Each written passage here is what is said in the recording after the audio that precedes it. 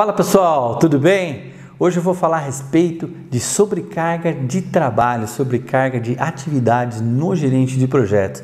Eu vou tentar conjecturar o que poderia estar gerando essa sobrecarga, quais seriam as consequências para o projeto e também como minimizar, o que fazer para minimizar, para mitigar esse problema que acontece em muitos projetos. E quando eu falo em engenharia de detalhamento de plantas industriais, esse é um problema muito comum, principalmente porque o gerente acumula muitas atividades administrativas, mas também técnicas. E dependendo do tamanho do projeto, realmente se torna impraticável somente o gerente de projeto dar conta de todas as atividades necessárias para um adequado gerenciamento de projetos. Ou seja, o gerente vira gargalo. E quais seriam essas atividades administrativas e técnicas que o gerente precisa desenvolver, elaborar no seu dia a dia? E um dos exemplos que a gente pode dar são as reuniões. O gerente de projeto dedica realmente muito tempo para reuniões. É reunião com o cliente, reunião com a equipe de projeto, reunião com o fornecedor, reunião com a escritora de projetos, com a diretoria. Enfim, ele dedica muito tempo a reuniões. E é normal, porque a principal função do gerente de projetos é realmente ser um comunicador, ser o central de comunicação do projeto. E o segundo exemplo que a gente pode trazer é com relação a tratamento de e-mails. São muitos e-mails que chegam diariamente na caixa postal do gerente de projeto e realmente ele precisa se organizar para estar verificando quais e-mails ele precisa tomar alguma ação, ele precisa tratar. Aí ele precisa provavelmente da equipe técnica, de uma equipe administrativa para estar verificando qual ação que precisa ser tomada. Aí são mais reuniões para estar tratando de e-mails, dos assuntos relacionados aos e-mails. E além de reuniões e tratamento de e-mails, o gerente de projetos também costuma viajar muito, É ele que vai fazer o contato com o cliente, provavelmente às vezes visitando a obra, fazendo visita aos fornecedores, fazendo às vezes um follow-up. E as viagens também acabam impactando no tempo do gerente de projetos. E tem outras atividades que a gente pode citar, como a elaboração do relatório de projeto, é uma atividade bem pesada. Estar resolvendo conflitos no dia a dia do projeto também é uma atividade que demanda muito tempo do gerenciamento. E quando a gente entra em atividades técnicas, aí a coisa pega mais. Então, para fazer o gerenciamento técnico, você precisa estar mais próximo da equipe, você precisa estar resolvendo conflitos, tirando dúvidas da equipe, verificando se falta alguma informação para que o projeto ande. Verificar a produtividade da equipe, se as entregas estão acontecendo conforme previsto, se os avanços parciais estão acontecendo conforme previsto, para você conseguir tomar ações e corrigir caso tenha algum desvio. Então também tem a questão da verificação do projeto, a questão de evitar erros, saber se os critérios de projeto estão sendo atendidos ou não, se a equipe está desenvolvendo o projeto conforme as normas adequadas, as normas que foram definidas no plano de qualidade. E uma outra questão que o gerente de projeto precisa alinhar é a questão da comunicação interna da equipe, forçar com que a equipe troque figurinhas, que se converse, principalmente ali com relação a situações técnicas do projeto que podem estar influenciando na outra disciplina. Enfim, são muitas atividades, sejam elas administrativas ou técnicas, que precisam ser feitas para que tenha um gerenciamento de projetos de forma adequada. E se o gerente de projetos está sozinho, não existe uma equipe estruturada, é muito provável que ele não consiga fazer. E com essa sobrecarga de trabalho, começam a vir os problemas. Uma vez que você está atrasado, a tendência é você tentar acelerar as coisas, tentar fazer as coisas mais rápido e até aí tudo bem. O problema é quando a gente começa aí, entra na questão de fazer as coisas com pressa. E quando você faz as coisas com pressa, aí entra a questão da imprudência. Muitas vezes você é displicente, Displicente com procedimentos, com normas, com regras da empresa. Muitas vezes você bula um sistema para fazer as coisas com pressa, de forma mais rápida, e isso não é nada bom para o projeto, não é nada bom para o gerente de projeto. E além do atraso das questões gerenciais, do próprio gerenciamento de projeto, pode ocorrer atrasos aí na parte da execução do projeto. Uma vez que a gente está longe, que o gerente de projeto está longe da equipe de execução, ele não consegue verificar as dúvidas, não consegue resolver as pendências que o projeto precisa para sair conforme planejado. Aí começam os atrasos, a acumular atividades dentro da equipe técnica. E uma vez que o gerente de projeto esteja longe da equipe, não esteja próximo à equipe, também podem acontecer problemas de qualidade, né? Algumas dúvidas de critérios de projeto ou um esclarecimento de alguma premissa que não foi resolvida, isso daí vai transferir, vai impactar na execução do projeto com o não atendimento a esses critérios de projeto, a essas premissas. E aí existem outros problemas, outras consequências que podem acontecer por causa dessa sobrecarga de trabalho. O gerente de projeto pode estar aprovando medições de serviços terceirizados sem a devida fiscalização, está promovendo aí o pagamento desses serviços sem ter recebido realmente o serviço executado. Enfim, são muitos problemas, mas o principal realmente é a equipe não ter uma referência, né? O gerente de projeto, por estar com outras atividades que não sejam da parte técnica, então a equipe fica sem uma referência para estar tirando suas dúvidas, esclarecendo aí questões de pendências do projeto, né? Quem que vai orientar a equipe, essa questão da orientação próxima, quem que vai puxar o ritmo do projeto. Então, realmente, quando o gerente de projetos está em reunião ou está viajando, falta uma figura ali mais próxima da equipe para estar orientando realmente a equipe, alinhando, né, direcionando a equipe no dia a dia de projeto. A gente sabe que não é simplesmente bascular as metas, o cronograma para a equipe, virar as costas e achar que tudo vai sair conforme planejado. Isso não dá certo em projeto.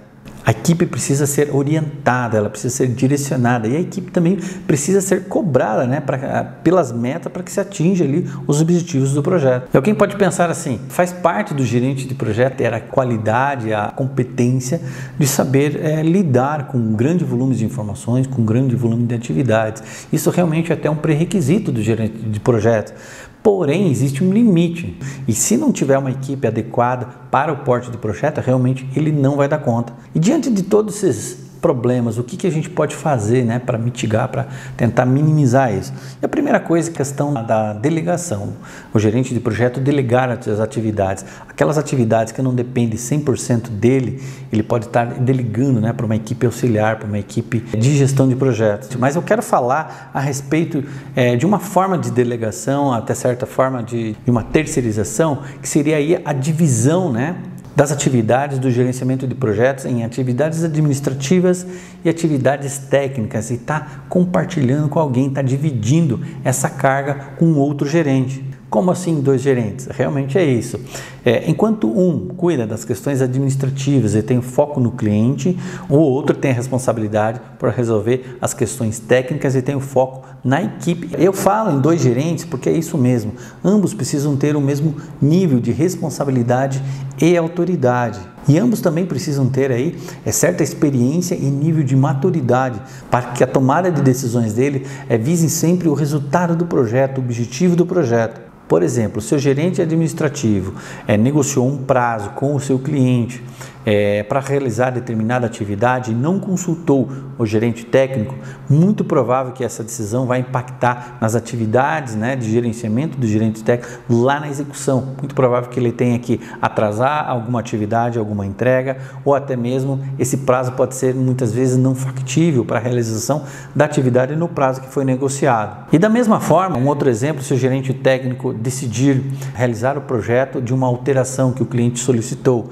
e essa alteração causa aí retrabalho, né, e custo adicional, se o gerente técnico não comunicar, não estiver alinhado com o gerente administrativo, vai trazer problemas justamente de custo para o projeto, vai causar, muito provável aí, que tenha que deslocar também uma atividade, né, atrasar para estar refazendo esse trabalho, certo? Então, assim, muito importante, ambos os gerentes, no momento de tomada de decisão, eles precisam conversar, eles precisam estar muito próximos aí para estar alinhando essas decisões e tomando, sempre que possível, as decisões de forma conjunta. E vamos explorar um pouquinho mais essa questão de quais atividades estariam aí na responsabilidade do gerente administrativo. Então, o gerente administrativo, ele vai ter foco mais no cliente, é ele que vai estar resolvendo negociações de conflitos, negociações de escopo, de adicionais de custo dentro do projeto. É ele que vai cobrar o cliente também das necessidades do projeto, que vai proteger a equipe de cobranças externas, né, do cliente e da própria diretoria interna da empresa, para de certa forma deixar a equipe tranquila para estar realizando as atividades conforme planejado. É o gerente administrativo que vai elaborar os relatórios de projeto, e ele também que vai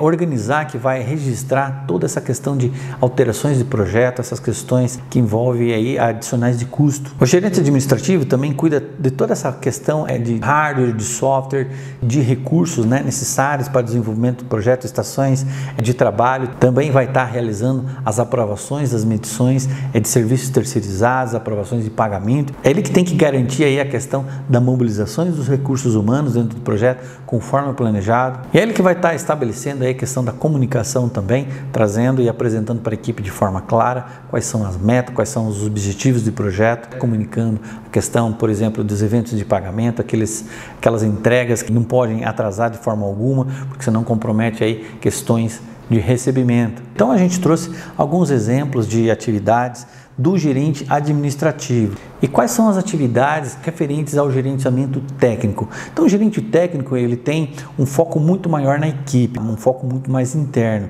A interface dele é muito maior com a equipe do que com o cliente. É ele que vai resolver questões de conflitos técnicos. Muitas vezes nos projetos a gente tem reserva de espaço, por exemplo, passa a tubulação, daí também precisa passar o leito, da interferência com a metálica, daí a metálica já tinha emitido o documento para fabricação, enfim. Então é ele que vai estar decidindo qual é a solução, qual é a resolução para esse conflito, sempre pensando no bem do projeto.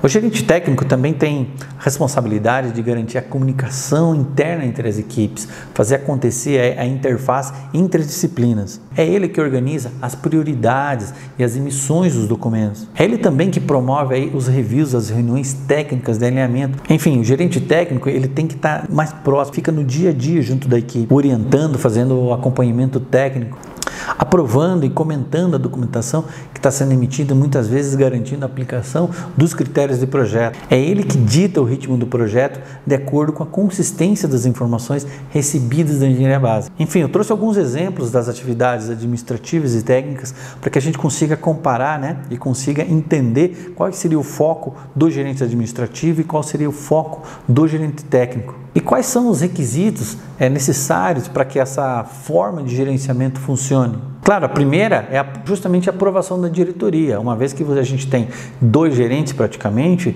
o custo de mão de obra realmente vai ser maior. Porém, o resultado esperado também é muito maior. Outro fator que é importante é comunicar a equipe, esclarecer para a equipe essa divisão de responsabilidade entre os 2 gerentes. Se acontecer um problema de computador, quem ela deve procurar? O gerente administrativo. Se ela tiver algum problema de falta de informação técnica, ela vai procurar o gerente técnico. Enfim, deixar muito claro qual é a função de cada um. Uma outra questão muito importante é a questão da maturidade que os gerentes precisam ter, para eles não estarem invadindo o espaço um do outro, né? Os limites de bateria um do outro com relação a tomadas de decisão. Uma vez que um gerente toma uma decisão, o outro não pode ir lá e desfazer essa tomada de decisão, principalmente aí junto com a equipe. E por fim, muito interessante que os gerentes de projeto tenham habilidades, tenham competências complementares. Enquanto um é enérgico, o outro é mais calmo, enquanto um consegue falar bem com o cliente, o outro consegue a produtividade da equipe, consegue tratar melhor com a equipe,